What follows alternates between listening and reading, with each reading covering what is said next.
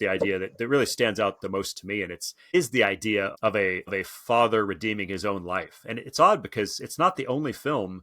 There's a lot of absentee dads, like 2009 Star Trek. They changed Kirk. He grows up without a dad, having an absent dad. There's a lot of films right around that 5-year period where they're dealing with this idea of absentee fathers. And so this definitely removed Kevin from any sort of God or Jesus parallel. It's a man who's constructing his legacy. Here's where it gets weird and personal. I'll step into some testy waters here. 2010, I'm about 2 years away from walking away from my church that's been built up. Part of a mega church that started, I was there when it was 150 people.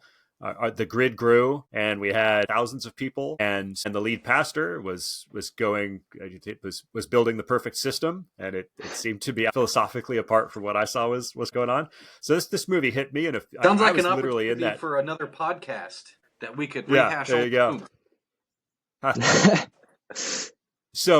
So then you have it. We're talking about Marshall Church. Marshall Church fell apart.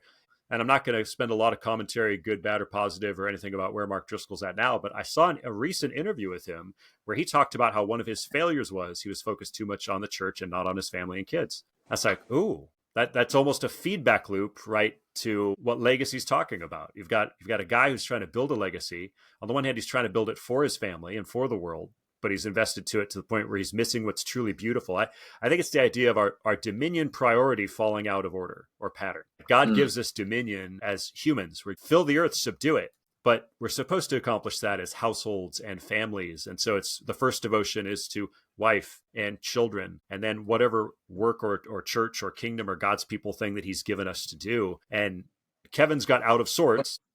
It's funny. I learned this from that pastor who said, Christian, husband, father, pastor, to a bunch of people. Yeah. Right? So you can preach it. Yeah. Kevin Flynn was mixed. He was like, I can't wait to show this to you, Sam. This is amazing. I'm going to help the world. It's a good thing that he was doing on the grid. But he lost himself to it. Yeah. And he didn't even realize it. So, yeah. So it's just when our God-given dominion falls out of the proper pattern, and we've got those things out of sorts. And then he thinks he's philosophically taken himself out of the equation for the right reasons, and maybe for a time he had, but then it's like, oh, but he can't live in abdication. He has to come back. And so at the end, what does he do? He repents of his previous way, and he's repenting to himself in Clue, trying to reconcile that part of him, and takes it back and reconciles it, and pays a heavy cost, right? And yet what he's done is he's found his son a potential bride. So now you've got the son shall leave father and mother and cleave to a woman. And so you have this idea of a man righting his ship. He's able to get his dominion priority back in order, and his legacy will now live on through his son and his daughter. So it's removing him as deity and making him the fallible father, and then showing how a fallible father can redeem his own legacy, but then also provide for the next generation's legacy. And so even like she could change the world. She's an ISO now in the real world, and he's got his son now back on the right track to take over the company. So he's put all the pieces in place, that's what we would all hope for. We would hope that God would help us to each do that with our lives and legacy, to be able to pass on what we've learned and to be able to do it in a godly and God-honoring way.